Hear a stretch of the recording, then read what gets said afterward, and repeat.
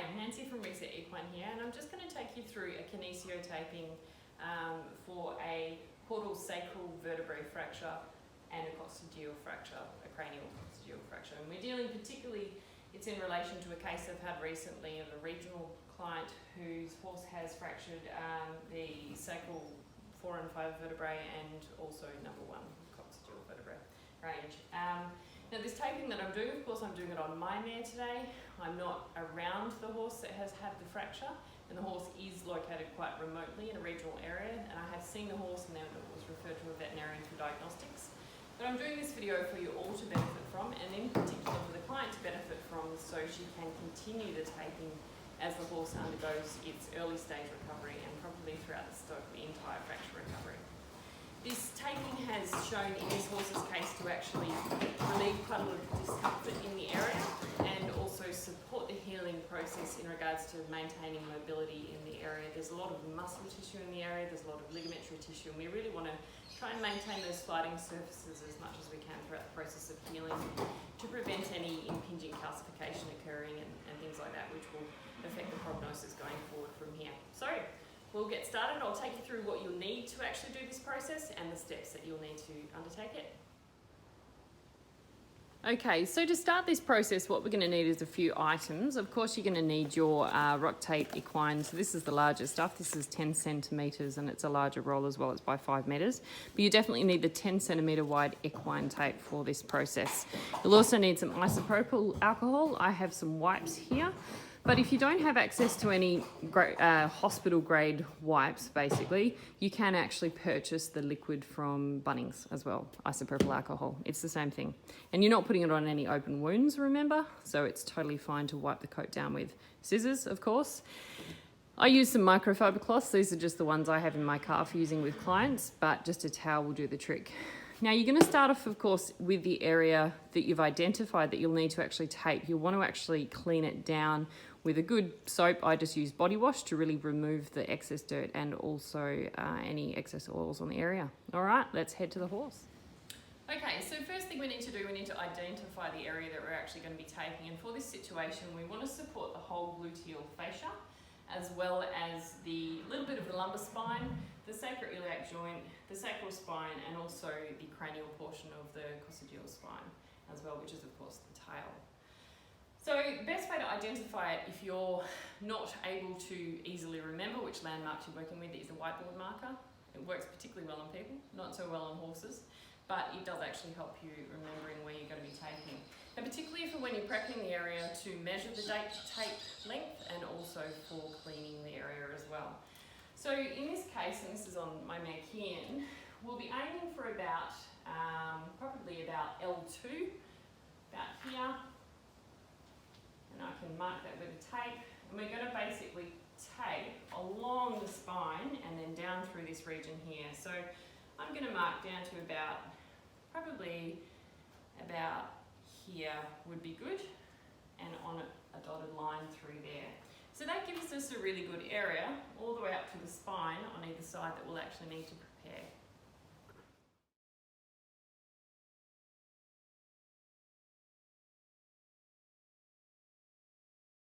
Videoing? Mm-hmm.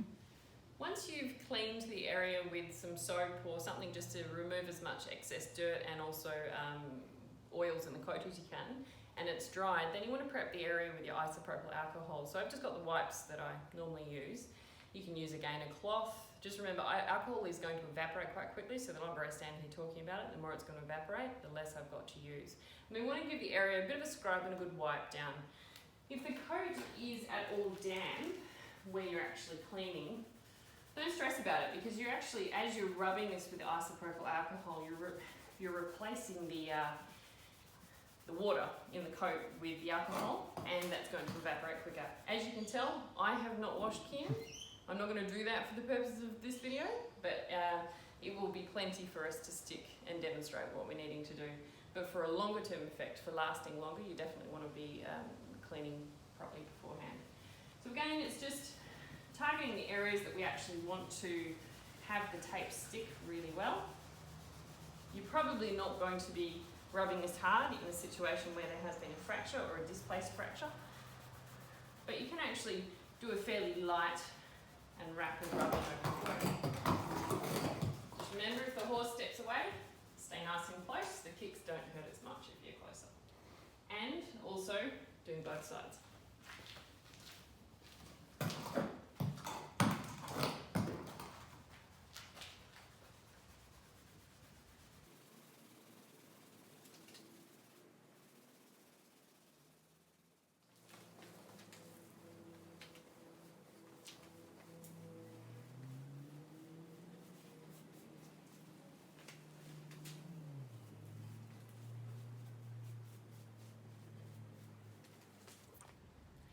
After I've thoroughly cleaned the area and rubbed the area down as much as I can with the isopropyl alcohol, after cleaning the horse, I'm going to give it a bit of a rub down with my microfiber cloth or my towel just to remove any residual alcohol. Also, it helps just to rub and shift the coat around a little bit to help that evaporation occur as well. If you've given the horse a really good clean and really good soak of the area, and then you've rubbed it down with the isopropyl alcohol and you're still getting little bits of dirt come through, don't stress about it. It's not a big problem. They'll just stick in there. That's not an issue.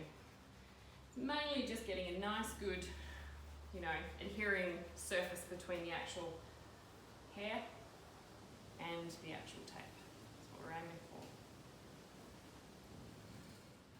Okay, so now what we need to do is we need to measure the actual length of tape and what we need. I mean, you want to do all your cuts before you actually start applying it as well. So because we're going to be applying it from around about L2 down to the head of the tail, we need to measure our length. And you always want to measure slightly shorter than what you need, probably by about 5 centimetres, because once you've got the backing off the tape, it's actually going to get a bit looser and stretch just naturally with the weight of the tape. So that's a good size for us there.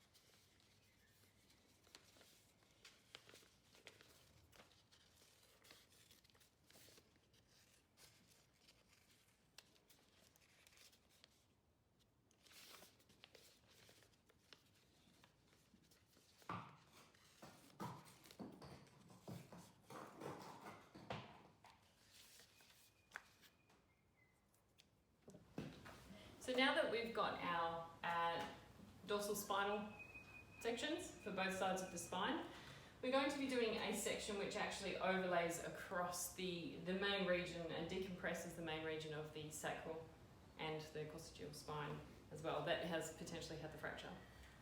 So we want to measure our piece, and for this we are going to be going across the spine, and we might actually just change. So this piece that we have, we've measured from the distance from the centre of the spine to approximately 25 centimetres either side of the spine. And we're actually going to do 2 pieces of this as well.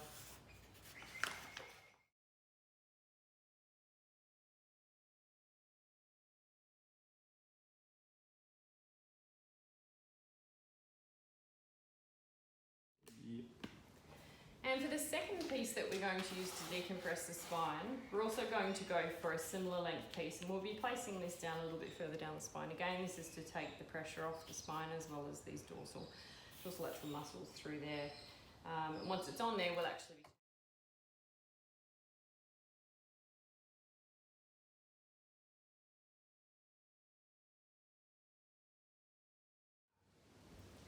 So the first piece that we're going to apply is our dorsal spinal piece, basically, that runs either side of the superside ligament. So remember, you've got your rounded edges. You would have seen that on the cutting section of the actual video. And we need to tear it about 5 centimetres from the edge of the tape. Now this creates our base point, and there's no stretching there. It's very, very important to do that. So just tear it at the back, basically. The tape can handle the tearing, the paper can't, so get confident with it. you won't tear the tape in half, don't worry. So once you've got your bolt section without the backing on it, we want to apply this where we've actually marked our first section next to the spine. We're going to just apply it as close as we can to the centre of the spine. Have a palpate and see where you can feel it, and then press it down. And that will be lateral or parallel to the actual dorsal processes of the vertebrae. Once you've got that in place, what we want to aim for in all of these applications is the side of the horse that we're standing on, the side of the horse we're applying the tape to. We actually want the hind quarter, the hind leg slightly forward compared to the other one. So at the moment she's standing with the right hind forward. We want to actually shift her so that the left comes forward. And the best way to do this, with her she's against the wall, so I'm going to just shift her bottom over. Good girl, get her to step towards me. And then I'm going to ask her to pick up a leg that's on the side I'm standing on. And then just get her to relax and place it on the ground. Relax, good girl, good girl.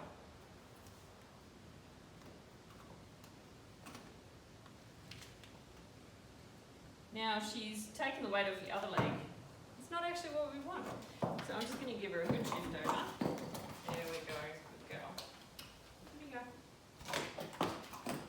Beautiful. Bring this leg forward. On the ground. Good girl. Okay.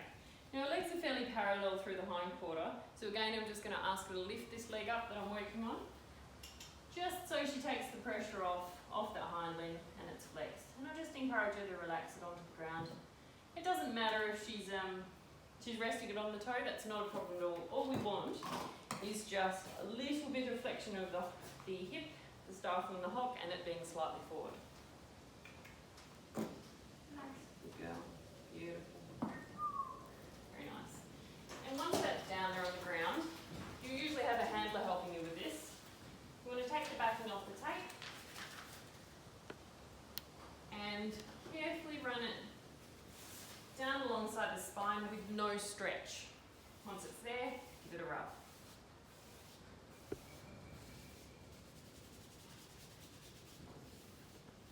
And I'm about 1 centimetre away from the edge of the dorsal processes of the spine, which you can feel. Yep.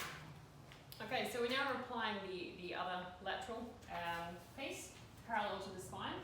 We want to make sure it's actually lined up. So the first thing we do, of course, is we tear our backing edge off about 5 centimetres from the edge of the tape. Take that off.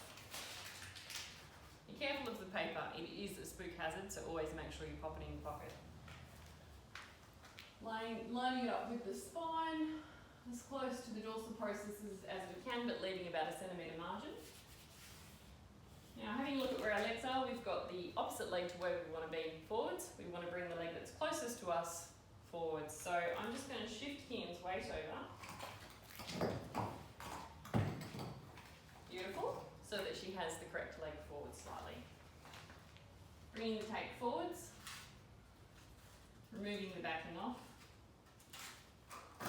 Hoping she keeps the leg where I want it to be. She will. And again, like I said before, it's okay if they're resting the leg, that's not a problem. Because it is still taking the pressure off the hip region and that tissue as well. Applying it down close to the spine, giving it a good rub down.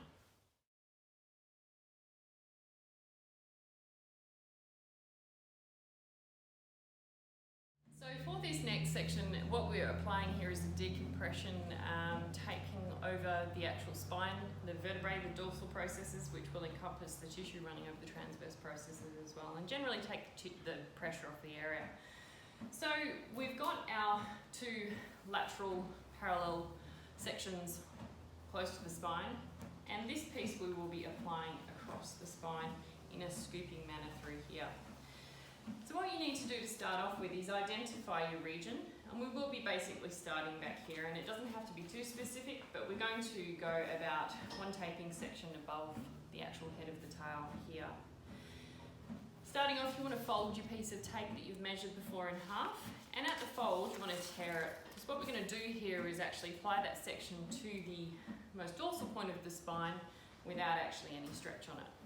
So we'll select where we want to be, which is about here.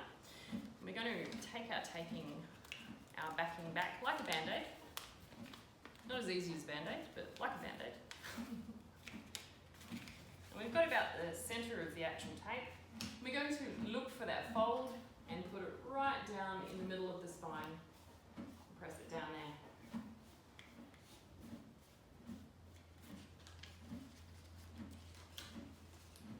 Now remember when we spoke before, we wanted to have the side that we're actually applying the tape to, the hind leg to be slightly further forward than the other hind leg. And in this case, Kien is fortunately actually already standing like that. It's not far, but it is just a little bit, and that's all we need. So what we'll do, we'll go straight into this next section. So you want to take back about half of your remaining length on one side, the backing off it. And this section will pass over the existing piece of tape, but in a sweeping manner with the curve of the hindquarter. So I'm going to also stretch this section as much as I can, and I'm going to take it back slightly and down across the tape that's already there. Stop, relax the pressure on the tape, and then with that similar pattern that I was applying it to, continue to apply the rest of the tape to the coat without any stretch at all. And it will actually fall in line with this biceps femoris muscle just before where we normally see poverty lines. We'll do the same on the other side. Okay, now I've come around to this side. Of course, this hind leg isn't forward. The other hind leg is forward. So I need to ask Kien to bring this hind leg forward and just rest it on the ground. She's probably actually not going to do that with the way she's standing, so I'll have to adjust the other one. Good go. And just taking her off balance a bit sometimes helps. Picking this hind leg up. Good girl. Relax on the ground. Good girl. Very good. And that's far enough. Back to the tape. Half of the remaining length of tape, we want to take the backing off. Remember, we're heading down in a scooping pattern towards the back of the horse. Stretch the tape. Apply it across the existing tape. Relax the remainder, and then apply that to the rest of the horse. Once we show you this from the side, it will make sense what we're doing.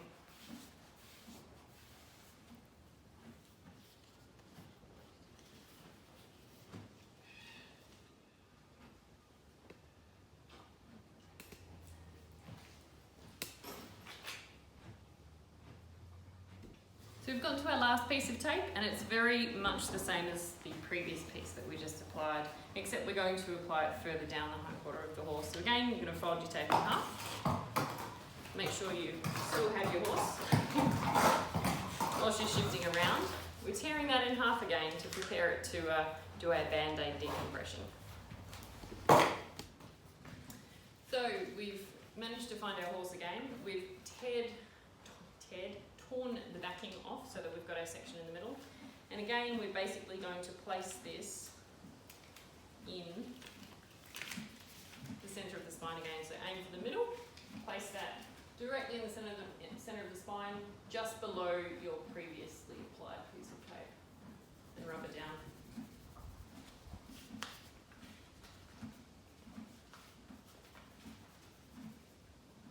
So the leg which is closest to me currently is the leg that's forward, so I'm going to choose that one to apply the tape to. So the same as before, I'm going to basically take the backing off, so it's about halfway. So I've got half of my remaining tape left, and I'm again going to stretch it as much as I can and apply it across that existing piece of tape. Once I've gotten to the end, relax the leftover. And without any stretch, apply that to the horse and rub it down. Take the pocket. Good girl. And now to the other side.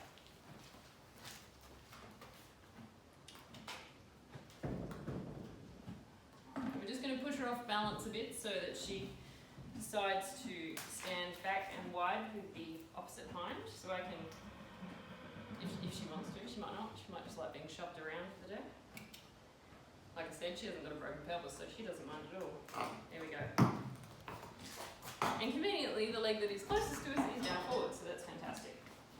So again, backing of the tape folded back to half of the remaining tape, apply lots of stretch, as much as you can. Apply it down over the underneath layer of tape. Relax the rest of the tape and apply that to the horse with no stretch at all.